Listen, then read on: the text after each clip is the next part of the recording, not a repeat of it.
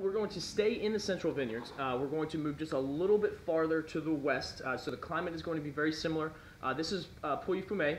Pouilly Fume is an appellation that actually, I'm sorry, it's not to the west, it's to the east, just across the river. So very, very similar soil composition, very, very similar climate, but driven by an element of what is described a lot of times as a smokiness to it. So hence the fume, the smoke characteristics, where you get kind of like that. I always describe it as like gunflint and kind of smokiness to it. So Pouilly Fume also is synonymous with Sauvignon Blanc, just like Sancerre is. And in Sancerre, you also will see some Pinot Noir and things like that. So it's not 100% Sauvignon Blanc, but most of the time that's what people connotate with. Now, with that smokiness and the Pouilly Fume, what is different about the wine that gives it that fume-like characteristic? Yeah, really, I think what it is expressing the sense of place with the soil composition that comes through a little bit more so. I do not have as in tuned of a palate to be able to differentiate between the two. If I was in a blind tasting setting, whenever they're in front of me and you're kind of told this is the element that it's supposed to have as it comes through on the nose or whatever, then I'm like, oh yeah, absolutely, I can get kind of that gunflint, a little bit of that smokiness to it. But I think it's just more of the expression of the soil that really comes through. So this is the Regis Mine Pouilly Fume 2010 vintage. So we have the 2010 here and the 2011 for the Thomas. Oh, wonderful.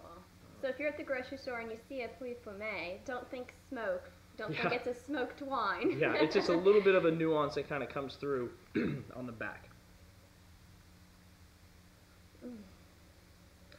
What do you get? Anything different, or is it very similar? Or? It's very similar. I think I'm getting a little bit more of a fresh forest floor with this wine.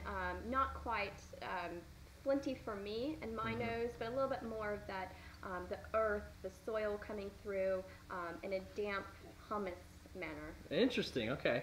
I get that too. I think that the fruit on this wine is not as expressive. I think it is much more mineral driven. I think it is has showing some of that kind of citrus zest, but it does have a lot of that kind of organic type of earth and then some of those green characteristics coming through. All right, so let's see how this is on the palate.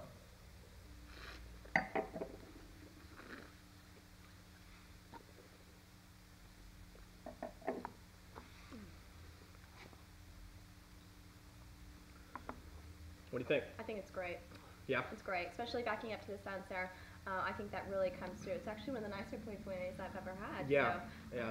I almost get a little bit of a buttery taste to it.